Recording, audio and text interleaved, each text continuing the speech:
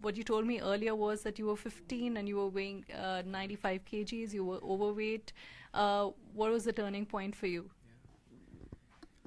So as Sir said, I can really relate to him what he's been saying about all that peer pressure, that thing which is on your head that you want to look good, and I can really understand that girl. I really sympathize with her because that really happens.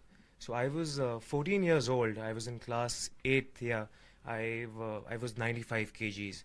I could barely run, and I remember I used to have pain in my ankles because I was overweight.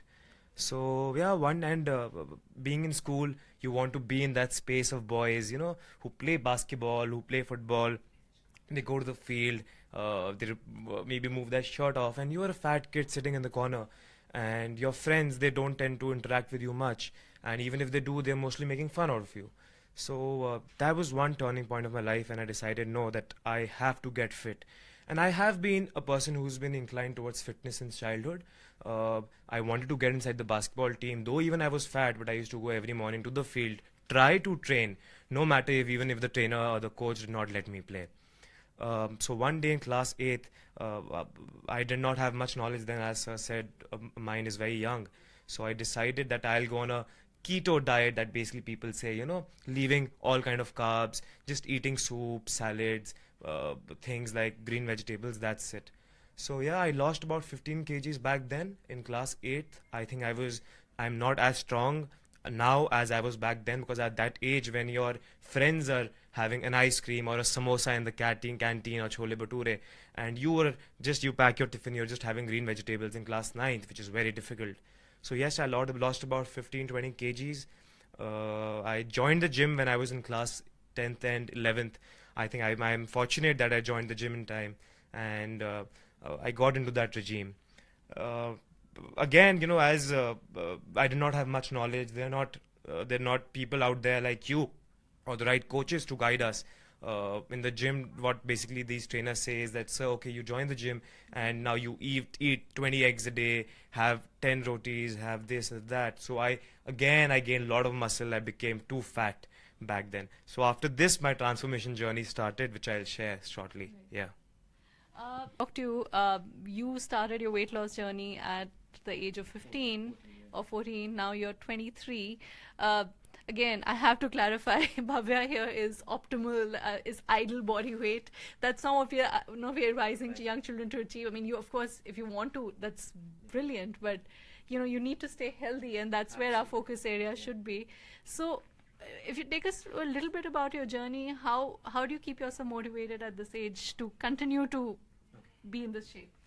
Yeah, as I said, because I have those thoughts in my mind at the back of my head when I was in class 8th or 9th, when I was fat, and when your peers, your friends, your best friends are making fun out of you, they don't want to interact with you much.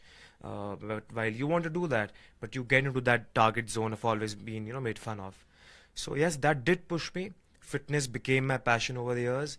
Now I feel it is more of a responsibility for me on my shoulders to get the youth be fit, get out of that obesity phase. And I really sympathize with these people. But at the end of the day, it's you who has to move out, get out of the bed, go to the gym, and work out. To add a few things to what Sir said, and as ma'am asked, is gym safe for the youngsters, which I would really like to advise. Yes, it is safe. Absolutely, by taking the right guidance, building the right foundation. Even if I believe when you're in class 4th or 5th, your bag is as heavy as a dumbbell. But lifting the weight correctly, it's important. Going to the gym is absolutely safe for youngsters. One must do that, build the foundation correctly. That should really motivate you. Keeping your diet proper, please. One should not go on not correct diets. Go on diets where you leave all kind of carbs. You're deprived of vitamins. You're deprived of calciums and things like that. So please keep yourself healthy. Eat the right food. Uh, as Sir was talking about the body image that one faces, the celebrity culture, that fitness culture which has just come in. So the shortcuts, the greediness to reach to a stage very fast leads these youngsters, these youth to get into things like steroids and injectables. Please don't get into that. It's really harmful. Build yourself naturally. Go to the gym. It's all about your calories should be less and the amount you're burning should be more. So there should not be a surplus there. But we have one question for you from one of our viewers. He wants to know, is weight training better or stamina training better? Of course, stamina is much important. It's you're fit if you can run about 5 kilometers or 10 kilometers every day. If you can cycle, if you can climb a tree, if you can play around with friends, you're active the whole day. That's being fit.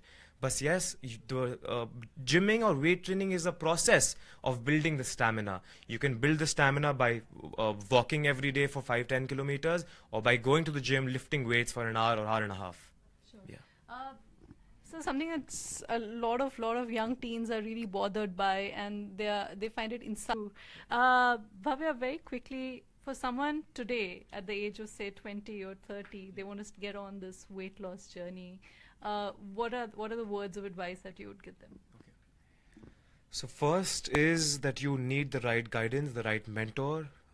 People like Sir who are there to guide you, like him who are there to guide you. There are a lot of good coaches out there, very senior people like Mr. Aminder. There are a lot of people who can guide you the right way, how to go forward.